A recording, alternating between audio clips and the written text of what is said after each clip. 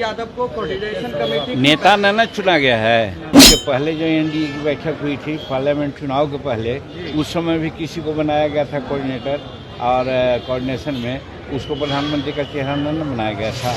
वो तो सिर्फ एक लॉलीपॉप दिया गया है एनडीए में। क्या तेजस्वी यादव को लॉलीपॉप थमा दिया गया है? जीतन राम मांझी का तेजस्वी को लेकर के बड़ा हमला। नमस्कार, आप देख रहे हैं देशवा न्यूज, आपके साथ मैं हूं राजनंदिनी।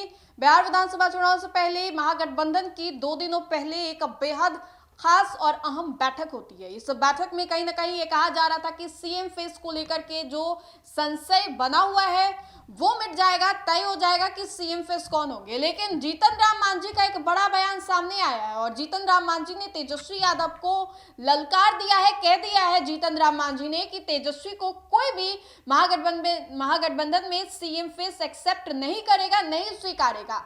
साथ ही साथ जीतन राम मांझी ने यह भी कह दिया है कि तेजस्वी यादव को लॉलीपॉप थमा दिया गया है। महागठबंधन की बैठक के बाद जो ये कहा जा रहा था कि तेजस्वी सीएम फेस होंगे, लेकिन इस पे कोई स्पष्टीकरण नहीं दी गई। अब इसको लेकर के ये कहा जा रहा है कि उनको लॉलीपॉप थमा दिया गया है। अब आपको बता दें तो तेजस्वी यादव को लेकर के सीएम फेस को लेकर के कहा जा रहा था, लेकिन जीतन राम मांझी का जो बयान आया है वो तहलका मचा देने वाला है। बेबाकी के साथ बोलते हैं एक बार फिर से जीतन राम मांझी ने क्या कुछ कहा है, हम आपको सुनवाते हैं। इंडिया अलायंस की बैठक कल की गई है और तेजस्वी यादव को कोऑर्डिनेशन कमेटी नेता न चुना गया है। गठबंधन की बैठक हुई है ना, और गठबंधन में उनको कोऑर्डिनेटर बनाया गया है। इसके पहले जो एनडीए की बैठक हुई थी पार्लियामेंट चुनाव के पहले, उस समय भी किसी को बनाया गया था कोऑर्डिनेटर, और कोऑर्डिनेशन में उसको प्रधानमंत्री का चेहरा न बनाया गया था। तो वही बात यहाँ पर भी है। वो तो सिर्फ एक लॉलीपॉप दिया गया है एनडीए में। इन लोगों में एकता कहाँ है? सब लोग चाह रहे हैं कि हम चीफ मिनिस्टर का चेहरा होवे, हम प्राइम मिनिस्टर का चेहरा होवे। लड़ाई यहाँ है, वेस्टेड इंटरेस्ट है।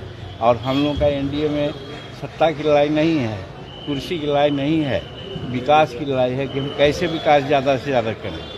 पश्चिम बंगाल में जो हो रहा है, पश्चिम बंगाल में मुर्शिदाबाद में कैसे देख रहे हैं? एक बोलिए ना।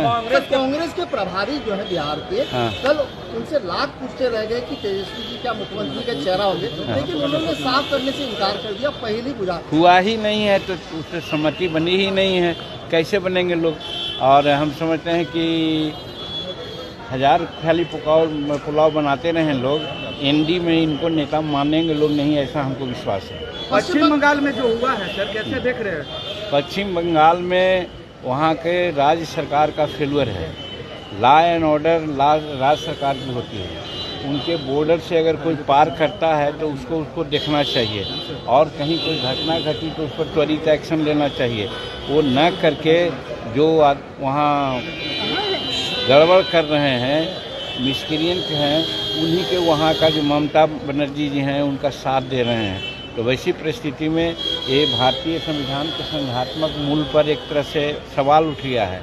और वैसी परिस्थिति में केंद्र सरकार की पैनी नज़र पड़नी चाहिए कि कोई राज्य किसी भी प्रकार से भारत का जो कानून बनता है उसके खिलाफ कैसे जा सकता है। अगर जाएगा तो उस पर कार्रवाई होगी, ऐसा मैं समझता हूँ कि केंद्र को डिसीजन लेना चाहिए। और जो कुछ वहाँ हो रहा है सब ममता बनर्जी के सर पर हो रहा है। तो आपने सुना जीतन राम मांझी ने क्या कुछ कहा। इसके अलावा आपको बता दें तो कुछ दिनों पहले जब बिहार की राजधानी पटना में महागठबंधन की बैठक हुई थी तो उसमें यह कहा जा रहा था कि कमेटी का गठन किया जाएगा जिसकी अध्यक्षता तेजस्वी करेंगे। लेकिन जब सीएम फेस को लेकर के सवाल पूछा गया तो मुकेश सहनी ने तो हामी भर दी, लेकिन कांग्रेस इसको स्वीकार नहीं रही थी। अब ऐसे में अगर कांग्रेस के कुछ पिछले फैसलों को देखें तो ये कहीं ना कहीं समझ में आ रहा है कि कांग्रेस इस बार शक्ति अपनाती जा रही है। अब ऐसे में महागठबंधन में क्या हो रहा है, लेकिन जीतन राम मांझी का ये बयान जो सामने आया है वो कहीं ना कहीं तेजस्वी यादव को ललकार देने वाला है, तेजस्वी यादव की टेंशन बढ़ा देने वाली है। तेजस्वी जो कि सक्रिय राजनीति करते हैं, जीतन राम मांझी भी एक सक्रिय नेता हैं। जब जब वो बिहार की राजधानी पटना आते हैं तब तब वो कुछ ऐसा बयान दे देते हैं जो तहलका मचा देता है। फिर से जीतन राम मांझी का एक बयान सामने आया है जिसमें कि तेजस्वी यादव पर उन्होंने सीधे तौर पर हमला किया है। तो फिलहाल के लिए इस खबर में इतना ही। अगर आपको हमारा ये वीडियो अच्छा लगे तो लाइक करें, हमारे चैनल को सब्सक्राइब करें। धन्यवाद।